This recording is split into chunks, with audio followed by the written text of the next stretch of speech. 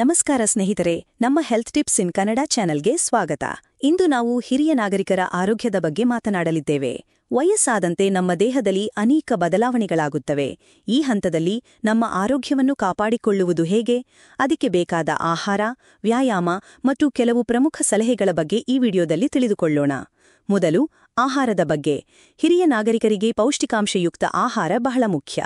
ಮಾಂಸಖಂಡಗಳ ಬಲಕ್ಕಾಗಿ protein ಹೆಚ್ಚಿರುವ ಆಹಾರಗಳಾದ ಬೇಳೆಕಾಳುಗಳು, ಮೊಟ್ಟೆ, ಪನ್ನೀರ್ ಮತ್ತು ಹಾಲು ಉತ್ಪನ್ನಗಳನ್ನು ಸೇವಿಸಿ.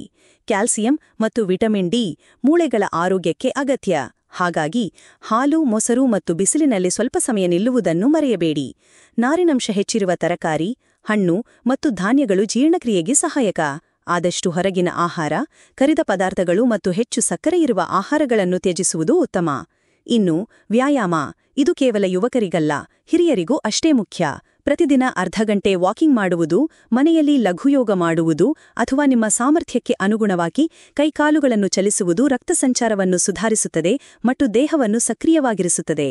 ಆದರೆ ಯಾವುದೇ ಹೊಸ ವ್ಯಾಯಾಮ ಪ್ರಾರಂಭಿಸುವ ಮೊದಲು ವೈದ್ಯರ ಸಲಹೆ ಪಡೆಯುವುದು ಉತ್ತಮ. ಇದಲ್ಲದೆ ಕೆಲವು ಪ್ರಮುಖ ಆರೋಗ್ಯ ಸಲಹೆಗಳಿವೆ. ದಿನಕ್ಕೆ ಕನಿಷ್ಠ 8 ಲೋಟ ನೀರು ಕುಡಿಯಿರಿ.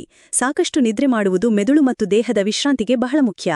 ವೈದ್ಯರ ಸಲಹೆಯಂತೆ ನಿಯಮಿತವಾಗಿ ಆರೋಗ್ಯ ತಪಾಸಣೆ ಮಾಡಿಸಿಕೊಳ್ಳಿ. ಮನಸ್ಸಿನ ಆರೋಗ್ಯವೂ ಮುಖ್ಯ. ಆದ್ದರಿಂದ ಕುಟುಂಬದವರೊಂದಿಗೆ ಮತ್ತು ಸ್ನೇಹಿತರೊಂದಿಗೆ ಸಮಯ ಕಳೆಯಿರಿ. ಹವ್ಯಾಸಗಳನ್ನು ರೂಢಿಸಿಕೊಳ್ಳಿ.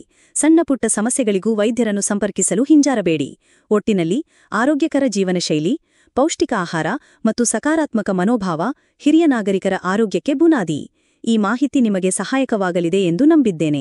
ಈ ವಿಡಿಯೋ ಇಷ್ಟವಾದರೆ ಲೈಕ್ ಮಾಡಿ, ಶೇರ್ ಮಾಡಿ ಮತ್ತು ನಮ್ಮ ಚಾನೆಲ್ಗೆ ಸಬ್ಸ್ಕ್ರೈಬ್ ಮಾಡಲು ಮರೆಯಬೇಡಿ. ಮುಂದಿನ ವಿಡಿಯೋದಲ್ಲಿ ಮತ್ತೆ ಭೇಟಿಯಾಗೋಣ. ಧನ್ಯವಾದಗಳು.